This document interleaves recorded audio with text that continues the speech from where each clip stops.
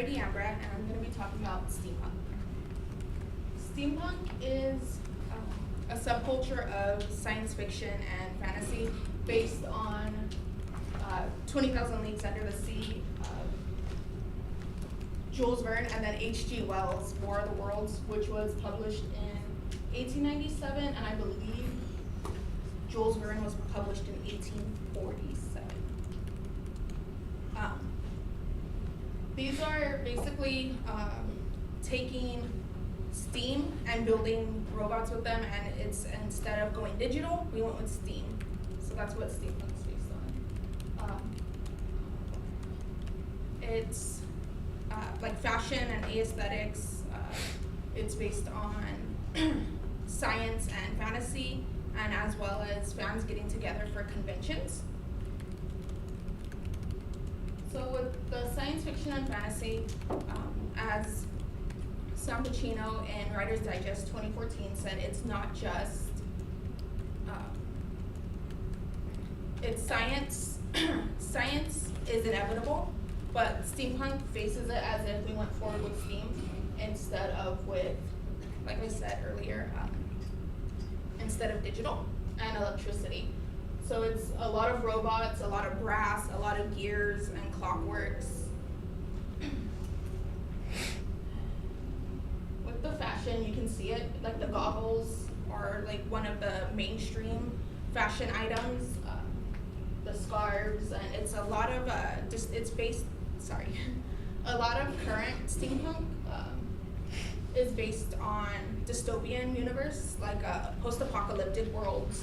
So a lot of it is like, that's why they have the scarves, because it's always dusty. And if you think of like the Wild Wild West, that's like the most popular steampunk that everyone's familiar with.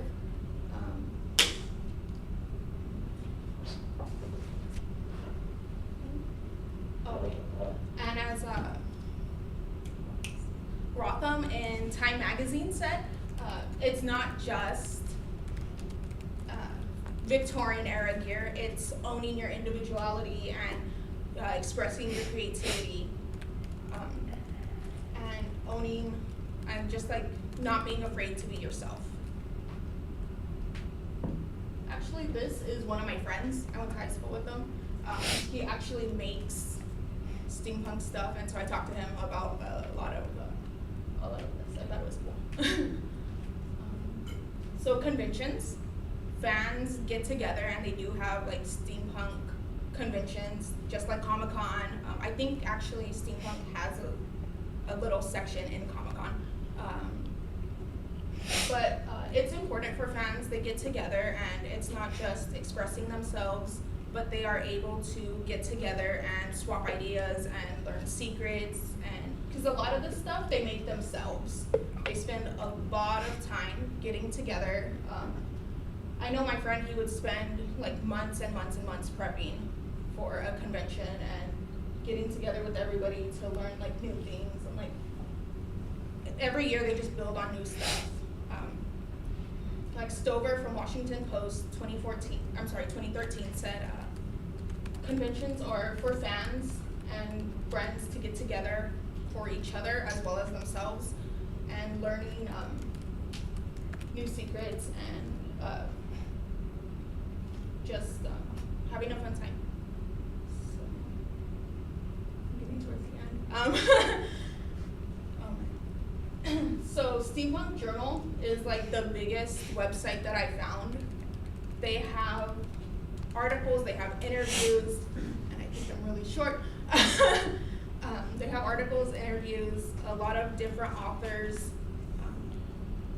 Something else, the steampunk term, even though H.G. Wells and Jules Verne were published in the 1800s, the term steampunk didn't come around until the author K.W. Jeter wrote to Locus magazine, and he wanted to come up with a term that kind of enabled his genre of writing.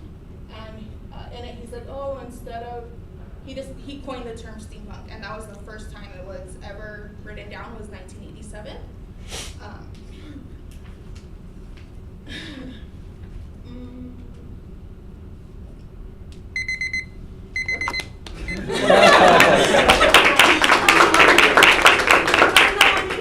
job, Mary. Thank you.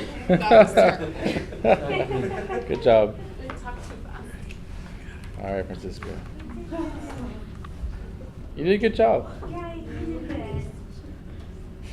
If you could see yourself, you'd think you did pretty good. She's actually really good at presenting. Yeah. I know.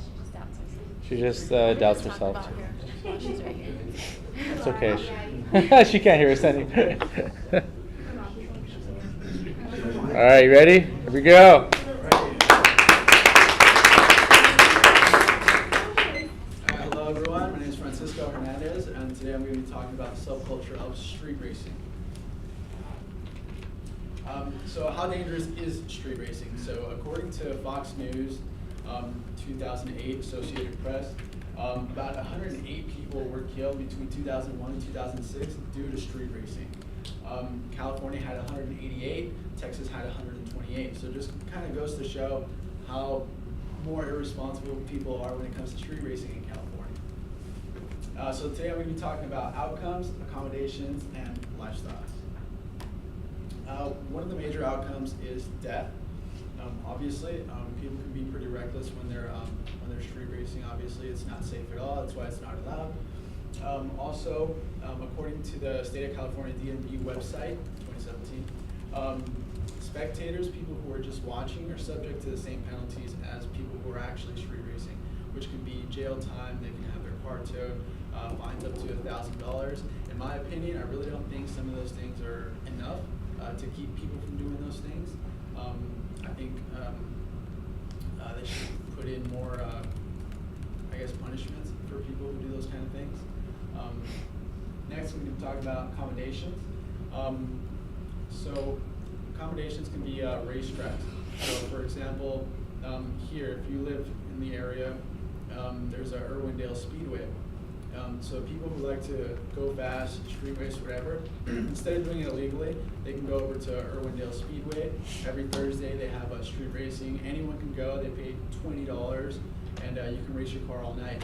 And a lot of people do it. Surprisingly, I've gone myself, and I've seen ladies in their 50s driving Mini Coopers, just racing all night long.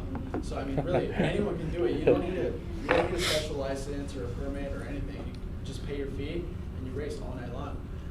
And Nelson Hoyos with Performance Racing, 2015, he says that they did a study, and areas where there's more tracks, there tends to be less street racing, and of course street racing related incidents.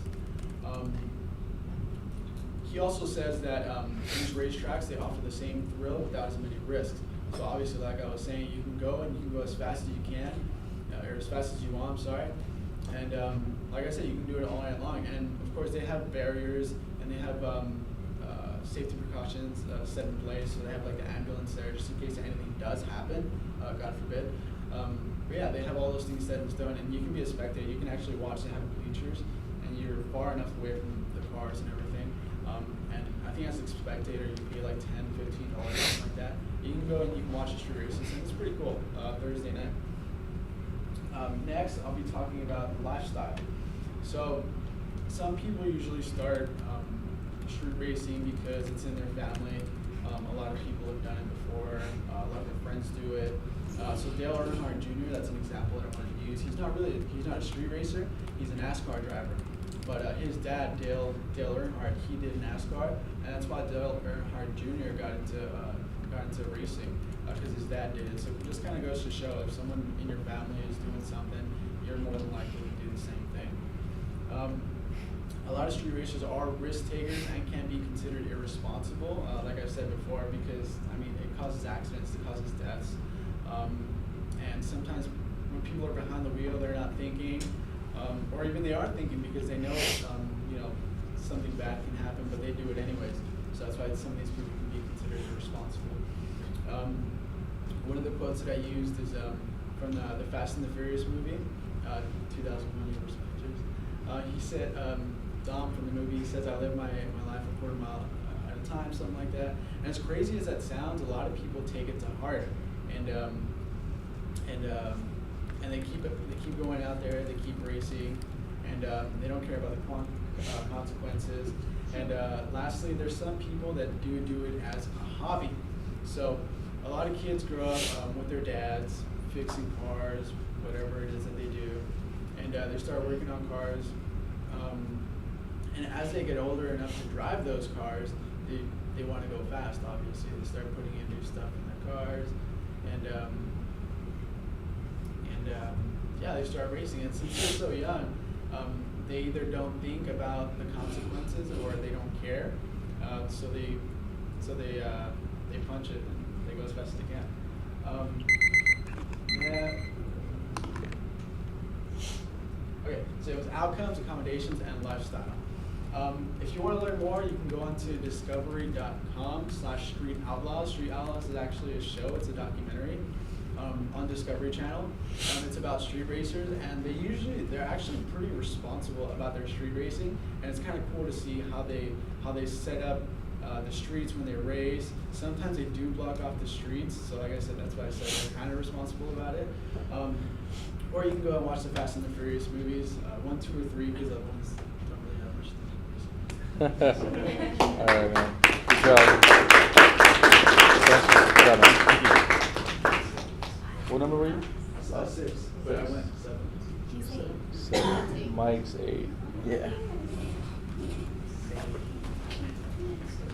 Are you still fresh, Mike? Did you use the restroom? I don't know.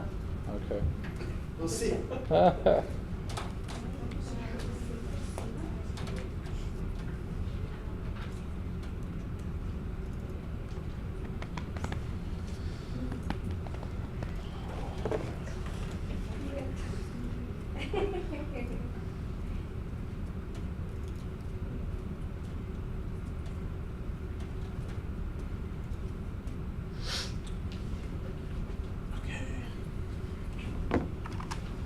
All right. Here we go. Hi, my name is Michael Reza, and I'm going to be talking to you about hypebeast culture. Hypebeast culture is a subculture of, so I guess you can say like fashion and sneakerheads, hip hop, and art. How many of you guys have ever waited in line or wanted to wait in line for a product, a clothing, or let's say like in electronics, like iPhone? That's the basis for hypebeast culture. They wait in line for new releases every week, sometimes monthly. Some of the brands you may have heard of are Supreme, Off-White, Nike, obviously. You can go Bape, Nike. Oh, sorry, I said Nike. Adidas. Yeezy brand is also a big thing right now. I'm going to be talking to you guys about what a hypebeast is. How people perceive hypebeasts, and lastly, I will be talking about the impact that hypebeasts have on consumerism. And it is a consumerism thing.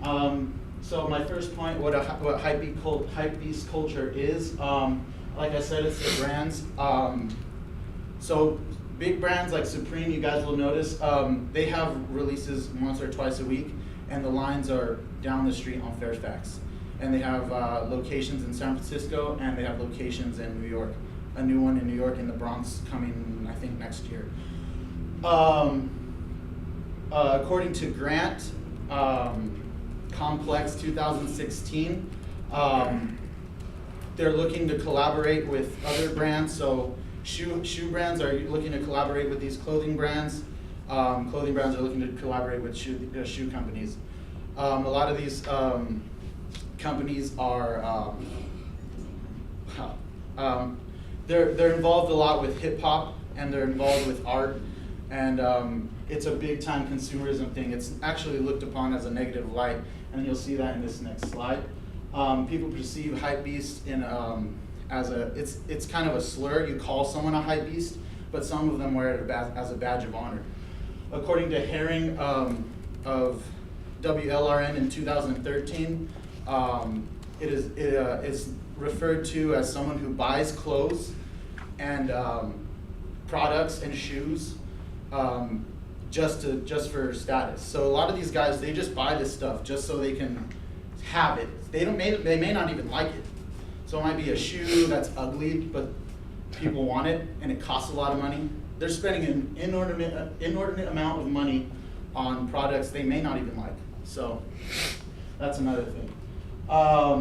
See some of the styles you'll notice here. This is more modern, kind of. This is high fashion. Some of it is high fashion stuff. You'll see another slide that some of the collaborations that they do. But this here is more of the high fashion hypebeast that you'll see. You got open-toed sandals and things like that. The impact that this, oh shoot, I missed, no, sorry. The impact that this movement has is pretty extreme. You can see here the lines, I mentioned them earlier. That line can be blocks and blocks down Fairfax. If you've been down there, you can go check it out. It's pretty insane. I've been there just to see what all the hype was about, and it's pretty ridiculous. Supreme, they do things like make bricks here. They made a brick. They sold the brick.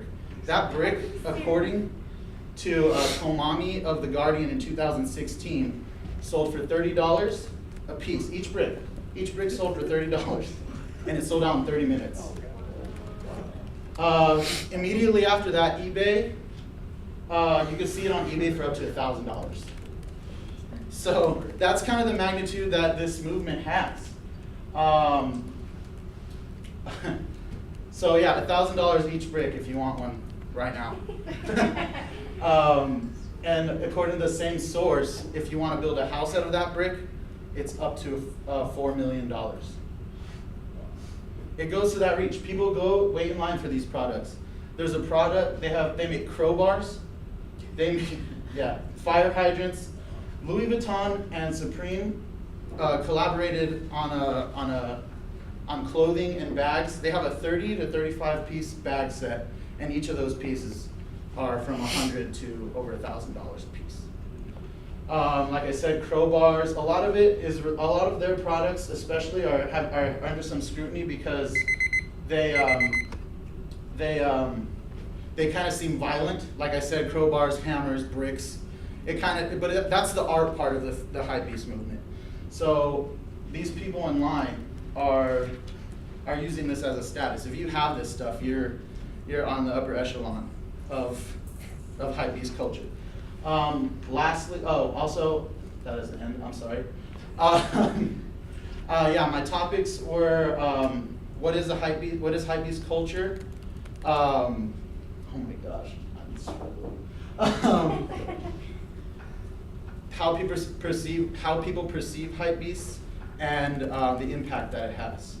And if you want to learn more about hypebeast culture, you can actually go to hypebeast.com and you can see what kind of brands and releases and stuff like that. All right, thanks, man.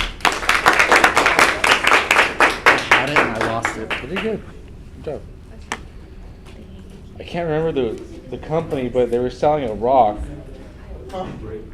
There was a company, I can't remember the name, they were selling a rock in a bag, and it was like $50. That sounds about right. Did you see when Cards Against Humanity Clothing was selling company. poop? No, that's It was like a lump of poop. Really? And they packaged it and sold it. What's one of the top like clothing stores like above Nordstrom? What's like some of the top clothing stores like above what would be above Nordstrom like Bloomingdale's? Montclair. They might have been them. One of the clothing stores sold a rock in a leather pouch. Was it Nordstrom? The rock and it was just a rock in a leather pouch. I think it was like $100. I almost dropped you. I was like, no. I did go and offer up to see how much one of those bricks was. It was $999. $80? If you go to the right person. Wait, I saw on eBay for $1,000 though. 500. Oh, sorry. Well, that was last year. Last year was like up to $1,000. Wow. Probably get them cheaper than this. Last year. So how many do you have?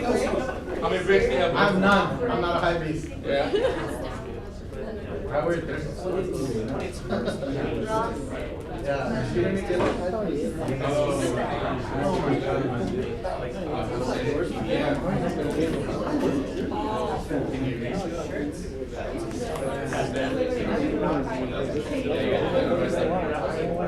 All right, it's okay. What number were you?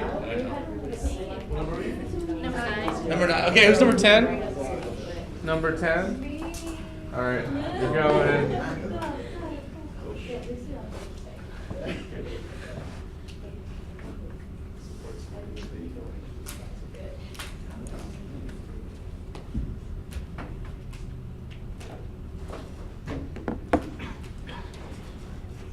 So it's Bloomingdale's, huh? Let's see, rock, leather.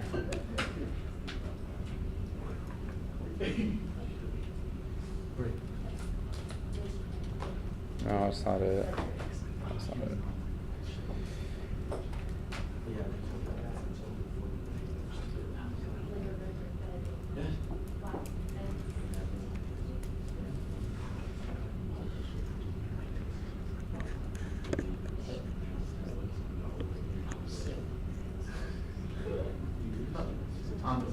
Okay, so you gotta download it, I think. Go ahead and close that tab. The one you're in, close the tab, go back to the email. And you have to download it. That's all you can press. Maybe you can sign in into your Gmail and then download it. Yeah, that'll work.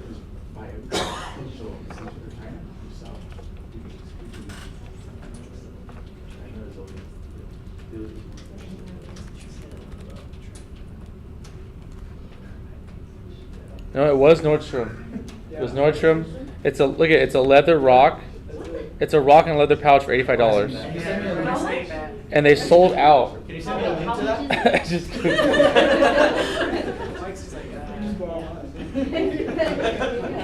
I got a job. Okay, here we go.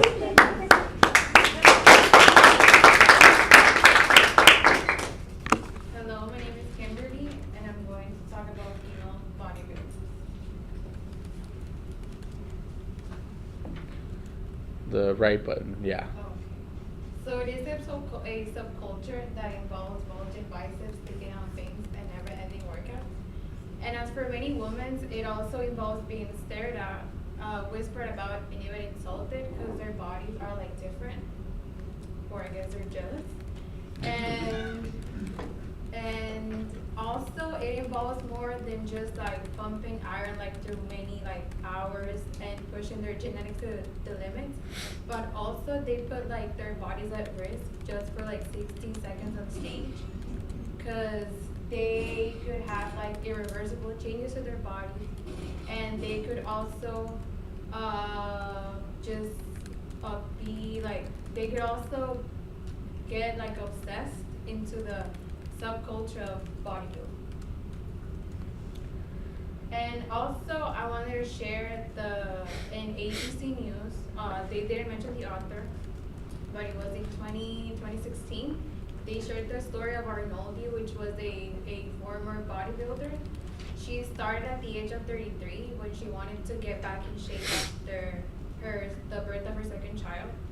And she just wanted to start working out like regularly, but then she started like, I guess, seeing results, and she wanted more results, so she fell into drugs, and then she became really obsessed into this world.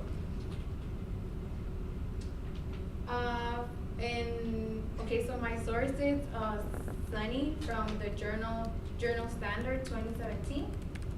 The female bodybuilders, they have up to 4 different competitions. The most famous one is the bikini competition, and it's more of a soft look, more like they resemble more of the traditional female body type compared to the actual, like, I guess, manly looking like bodybuilding competition. This one is actually the most famous and the most recent one. It has been growing popularity ever since the International Federation of Bodybuilding and Fitness introduced the bikini category in 2010. So it has been over 7 years that the world of female bodybuilders have been like increased throughout the world. Also, I want to share that it is like quite expensive, because you actually have to pay for training, also posing classes, and the supplements, the nutrition plans, the actual bikini to go on stage, and that could actually be from $3,000 to $5,000 just to compete. And also, I wanted to share that the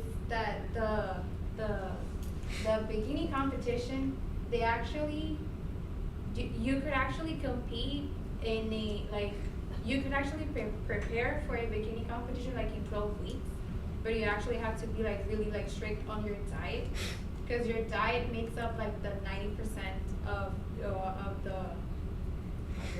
body changes, and people don't really know that. So also like for female bodybuilders, in order to compete, they have to wear like the plastic heels, they have to wear like their makeup, and also, as you can see, they have like several like darker tans, tans from their natural skin tone. That's why, oh my god, I'm so sorry. I'm so nervous right now. That is why, because when they're in the stage, the darker the tan, I guess their muscles will look like more like toned, more defined in the stage lights. And I want to go over, now that I'm done with the bikini competition, I want to go over some Ashley Tom's lifestyle. According to Shape Magazine, Hilton 2017, they shared their they shared her lifestyle.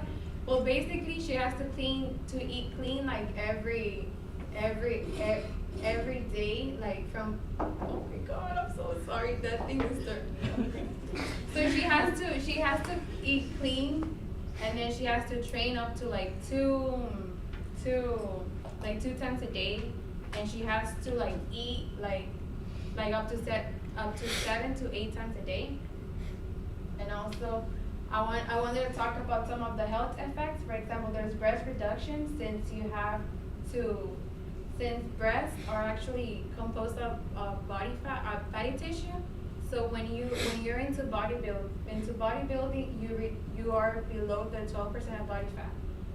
Also, there's a bodybuilder eating disorders, and then they use the steroids. And also, I wanted to conclude, if you are if you're interested in knowing like more about the lifestyle, there is this lady that she's 81 and she's a bodybuilder.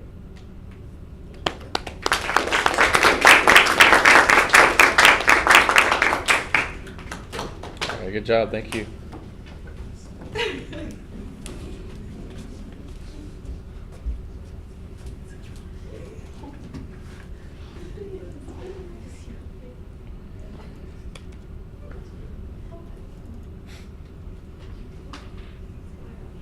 That's the old one, yeah.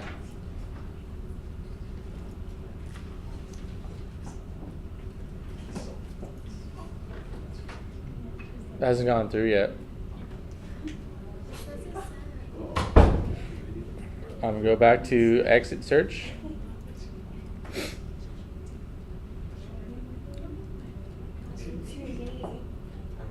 Yeah, it's not there yet. So go to exit search. No, don't do that. I know there's actually, it says exit search. It just takes you out of there. Click out of there. Yeah. Oh, that'll work. Okay, click. Oh, no, it's not there anymore. It's not there yet. Yeah, not yet. It's okay. We'll just try it again. We'll have you come back. Just make sure it's not in the outbox, because it might be in the outbox still. Okay. Let me make sure it's in the right email. So, what number were you, Kimberly? 10. So who's 11? This is a Okay, just give it time. It hasn't gone through yet. We'll have her go, and then when you're ready. Oh, were you? 12. He's 12, yeah. I think she wanted you to go. Yeah, I don't see it yet. Andrea. Don't worry, it'll come up. Huh? I think you want to go. All right, Brianna.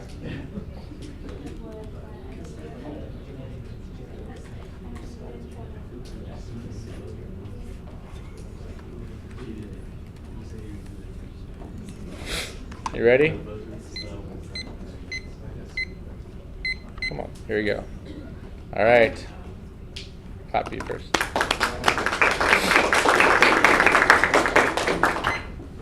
Alrighty, I'd like for all of you to picture yourself driving to school.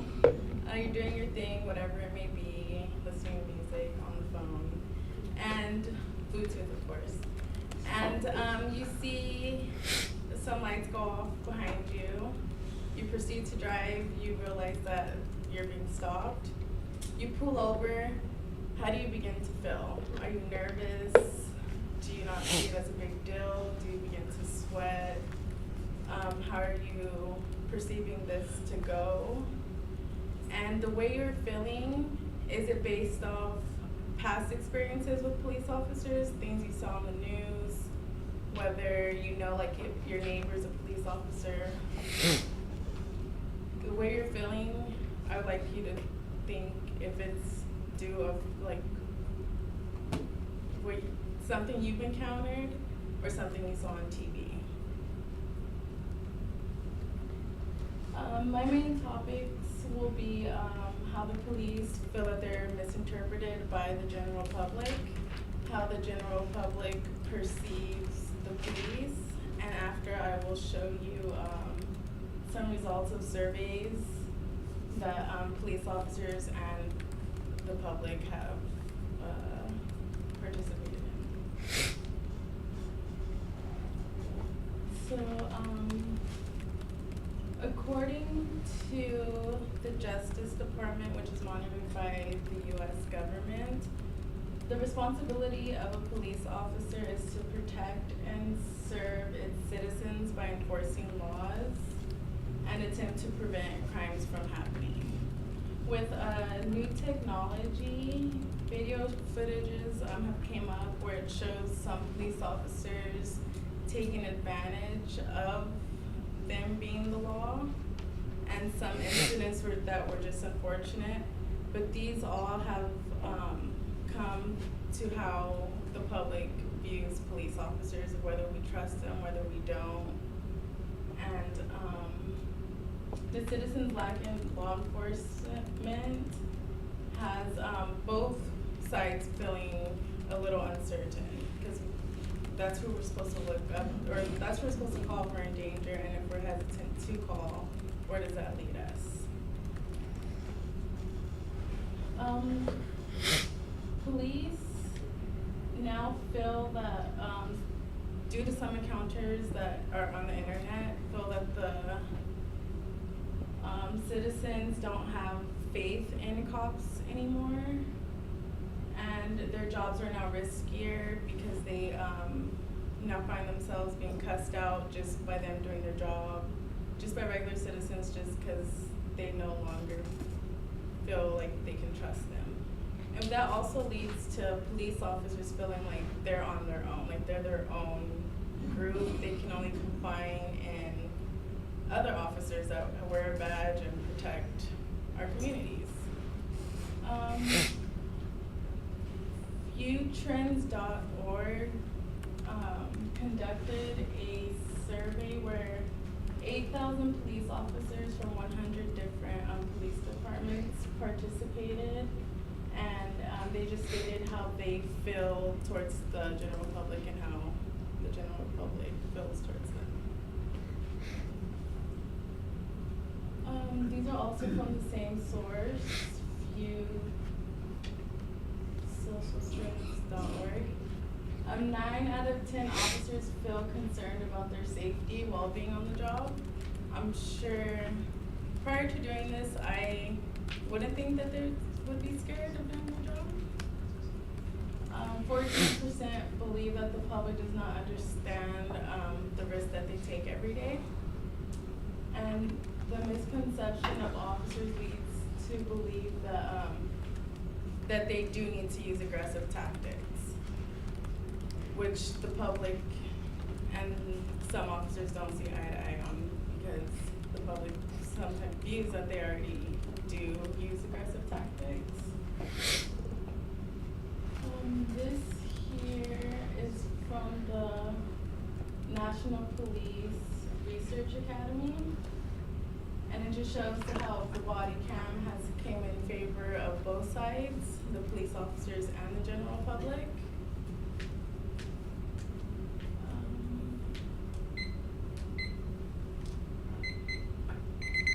Here's the public opinion on police officers. Americans feel that their encounter with the law will be based on their skin tone.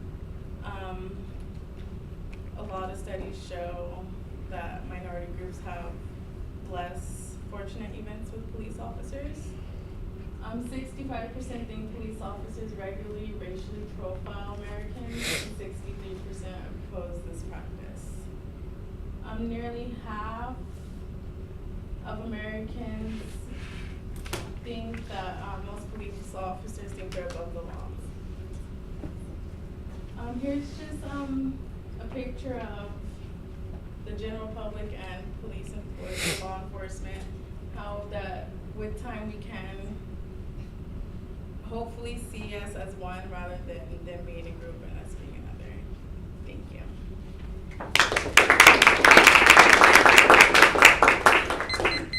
Good job. Thank you, Brianna. All right, Andrea, are you ready? It didn't go through. It's saying that it's too big. Oh. And it's only 9.1. Then yeah, that sounds odd. So try to send it through a different email account, or try to compress the images, or convert it to a Google Slides, and then try to do that. Well, it's on Google Slides. Well, okay, then so instead of sending me a PowerPoint, then just send it through Google Slides. Try that then. Send me like the link, if you can. I'll share it.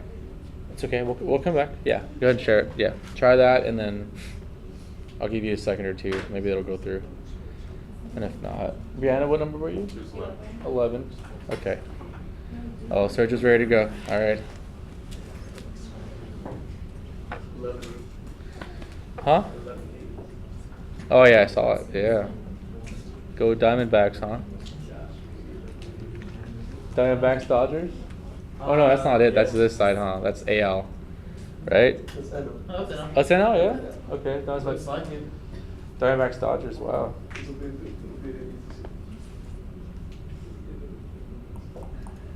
Greinke versus Kershaw, huh? I hope so. Light him up. Hopefully I get to go see one of the games. Well, the game's Friday. I know. I'm talking about one inning, but last Oh, year right I underneath went it? to The search bar? Brandon went to game 5 of the CS versus the Washington for like $10. Oh really? Yeah, Nice. because they had a scheduling issue. Ah, that's cool. Yeah. You lucked out. All right. So download, top left, download. Yeah, and then go to the bottom. Perfect, and then present the podium picture. Yeah, perfect. There you go. All right. There it is.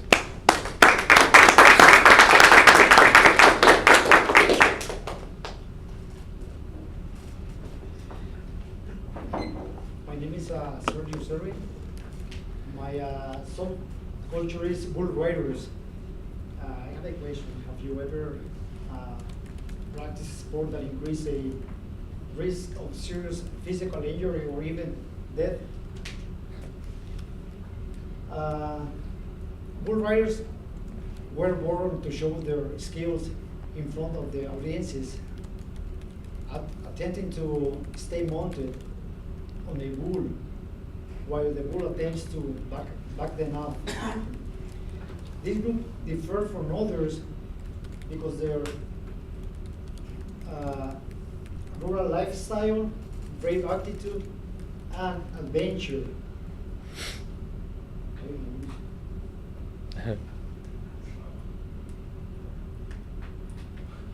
Rural lifestyle.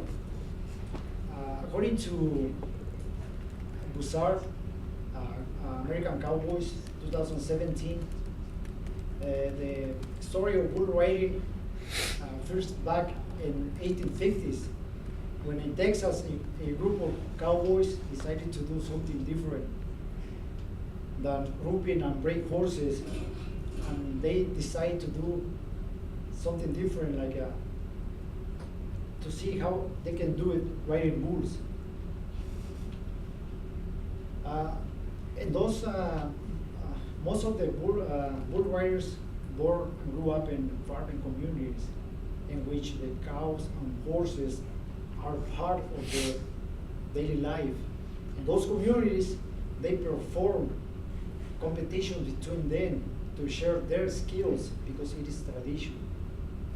At the age of 4 years, a kid starts riding sheep, and when they became teenagers, they moved to bulls. When they assume that responsibility because they have a brave attitude, which is required to face a bull, because that is not a joke. They're putting their life in a high risk. According to PBR, Professional Bull Riders, 2017, a bull rider's weight average 100 pounds on the back of a enormous, snoring, and 2,000 pounds bull, and then try to ride it an eternal 8 seconds with one hand or without hands. That's serious. But in order to do that, they require balance, flexibility, courage, physical and mental coordination, and also they wear a vest which protect them from a serious injury or to reduce the pain. But when something serious happens, it doesn't scare them because they love what they are doing. For that reason, they travel to different events because each one event represents a new experience for them. For that reason, they travel to different states to compete in those events. According to Richway, CNN, 2015, a professional bull rider travels all around the country to participate in professional bull ridings, especially in world finals.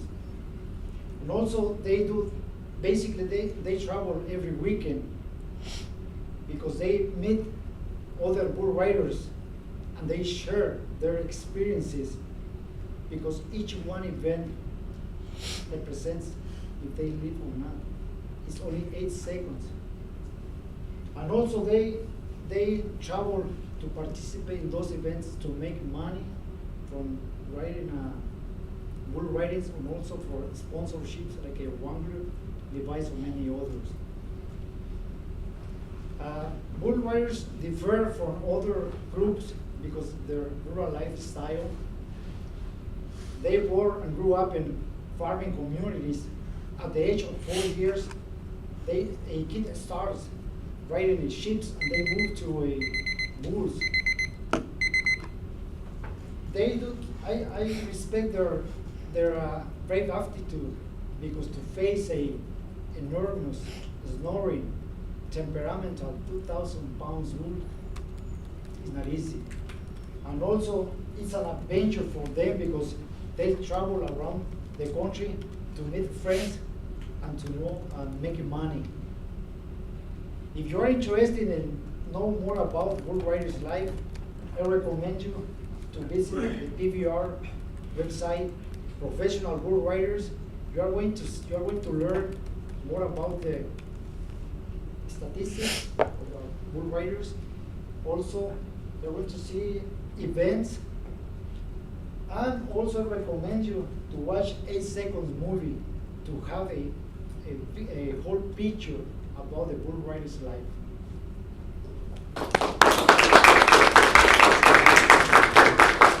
Very good job. Thank you. Good. All right. Finally, Andrea. Oh yeah, it went through. Yeah. Just go ahead and download it as a PowerPoint, and then you're good. Good job. Thank you.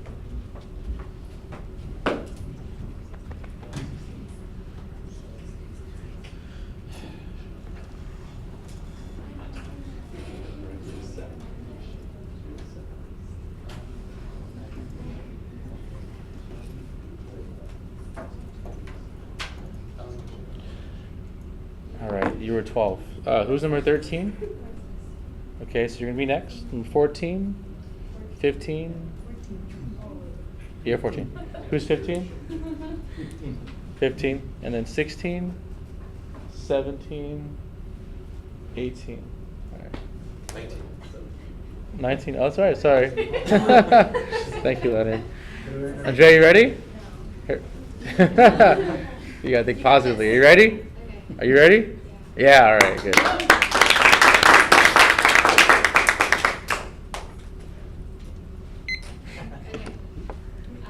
My name is Andrea. I'm going to talk about the subculture of sports fans. Me and my daughter are huge Ducks fans, so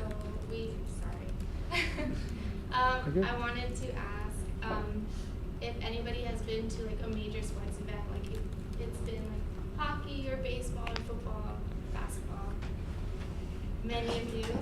So you guys can, if you guys have noticed or haven't noticed, because if you are like a major fan, you'll be paying attention to the sport and not the fans. But if you are not as crazy about the sport in the moment, you probably noticed a bunch of different like types of fans that there are.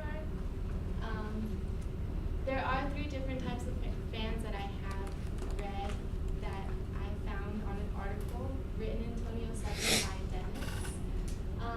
There's the absolute fanatics, and then there's the game spectators, and then there's the rovers. And then in the absolute fanatics, that's mine, yeah, of course I added her,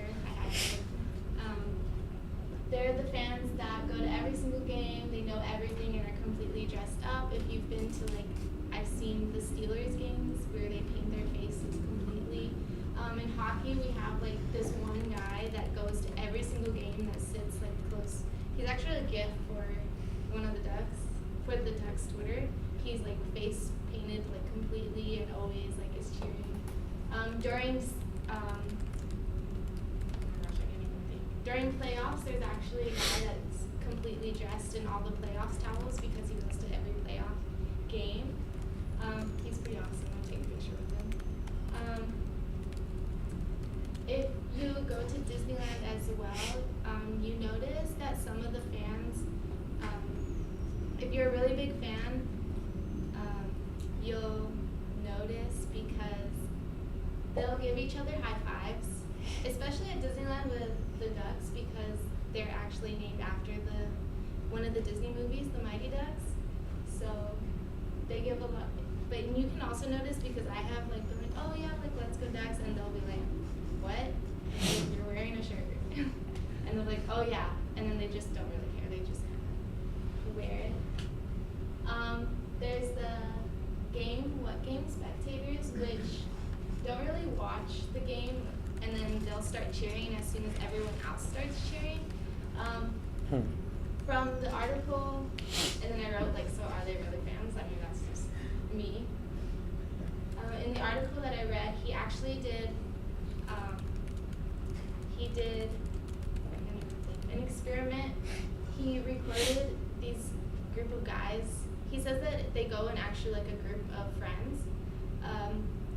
And there's these guys, and he was recording them for about 20 minutes, and they were playing with cups and like trying to stack up cups, like just not even paying attention to the game. And then as soon as like something dramatic happened inside the game, they like dropped the cups and started cheering, like they had no idea what was going on. There's also a video, if you've seen on social media, of the girls that are on the Jumbotron, like on their phones, and just sitting there, just staring at their phones, and they're like recording them for the longest time, and they don't do anything. That's kind of ridiculous. And then there's the rovers. I kind of chose this picture because it looks like, well, let me explain. Hold on. I got ahead of myself. These fans are usually sitting on on the ends of the aisles. They usually, during the game, they'll get up, you go use the restroom, or they'll go get beer, or they'll go get snacks, or they're constantly getting up. And I put this picture because she looks at me like, Mom, I need another diaper change. So like, she's a rover. Oh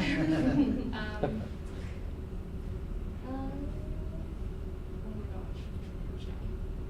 And then, yeah, I really love going to sports games. I go to baseball games a lot with her.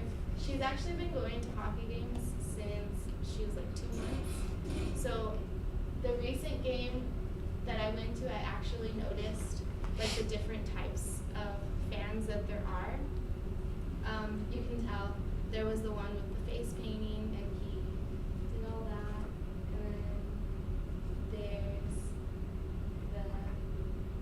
the ones that just sit there. Wait. Sorry. And then, yeah.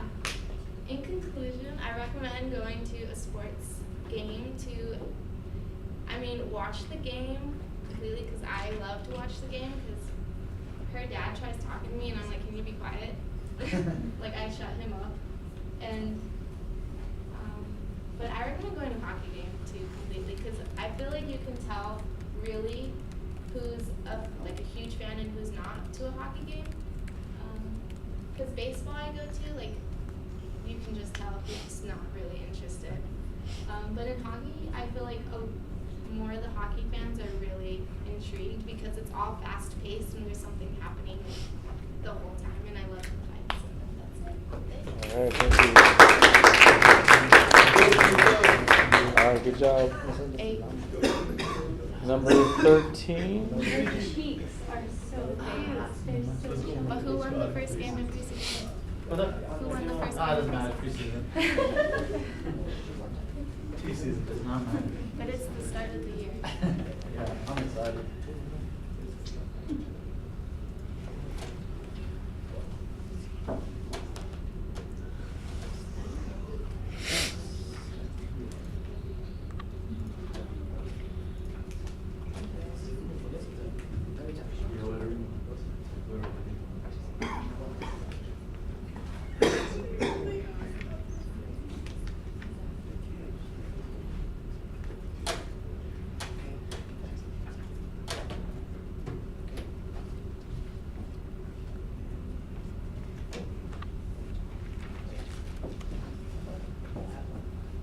All right, here we go.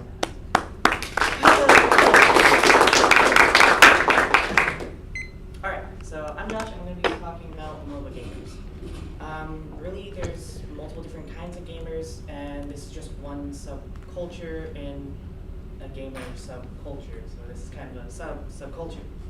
I'm actually a MOBA gamer myself. It's really, I do it mostly to play with friends. People, as with any game, get super competitive, but MOBAs, it gets a little more competitive, because instead of having an offline option or anything like that, it's always online. You have to be playing in a team of 5, and it's team of 5 versus another team of 5. That's how it's usually played. That's the standard format. Yeah. So what I'm going to be going over is really the history of it, where they started, how it came into play. I'm also going to talk about what draws players to these games, because they do have their specific things that are just for them that draw a lot of players. And then common terms. So these are really the common terms used between multiple different MOBAs, but let me think. So yeah, they're used between multiple different MOBAs. Some MOBAs have their own specific terms, but I got a generalized list. So to start, according to, what was it, Minotti from VentureBeat in 2014, MOBAs actually started as a game mod for StarCraft. And it was for the original StarCraft. It was just a simple game mode where it was a player. It's pretty much sealed off to one specific route to get to your enemy's base, and you take control instead. You take control of one specific character and you have to fight your way through. That's the original idea behind MOBAs.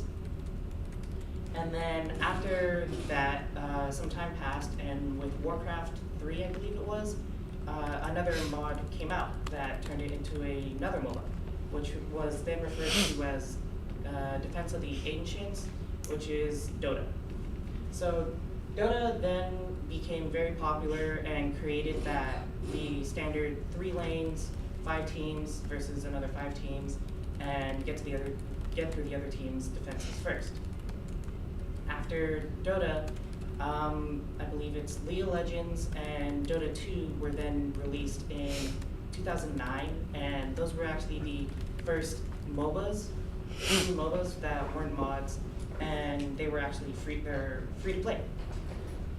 And then after really Dota 2 and League, then many other MOBAs started coming out. Then there was, I believe, Smite in 2014, then Heroes of the Storm, I believe that was 2016, and it's just increased the MOBA player base. So what draws players? According to Wallish from GameSync in 2014 as well, what really draws gamers to these MOBAs is it's a free-to-play game. So because it's free to play, that means little cost. If you just want to find a game that you can pick up, it's easy to get into MOBAs because they're free to play. And then on top of that, the learning curve for many MOBAs isn't really too steep to learn. It's a very short and easy learning process, and then after that, it's just you get better by continuing to play. There's also the social aspect.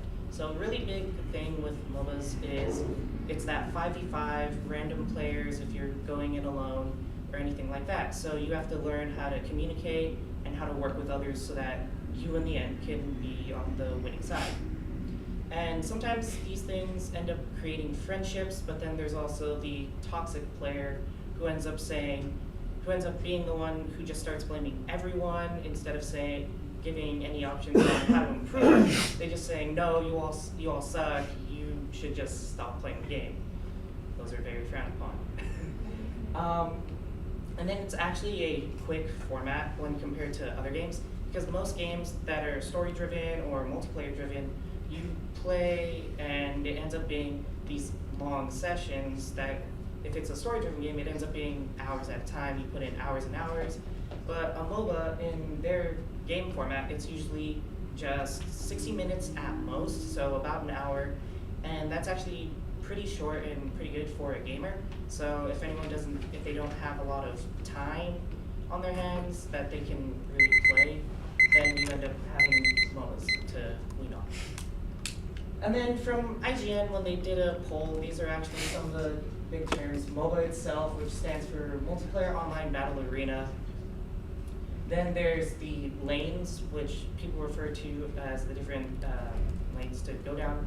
There's the solo lane, the duo lane, and mid lane. Mid lane's in the middle. Solo lane is where there's usually 1 player. Duo is 2 players. There's the jungle and just jungling in general. Jungle is the space in between the lanes that people go through and pretty much they gang up on people. Yeah. There's the ADC, different roles. Creeps, which is just NPCs in the jungle. Minion wave, which is just a wave. Gank, which is pretty much a whole team gangs up on one person or a target. And then the ult, which is the ultimate, which is the strongest ability in the toolkit. So if you ever want to learn more, really the only ways to do it are go out and play a MOBA for yourself, read up on it, or just watch other players. All right, thank you.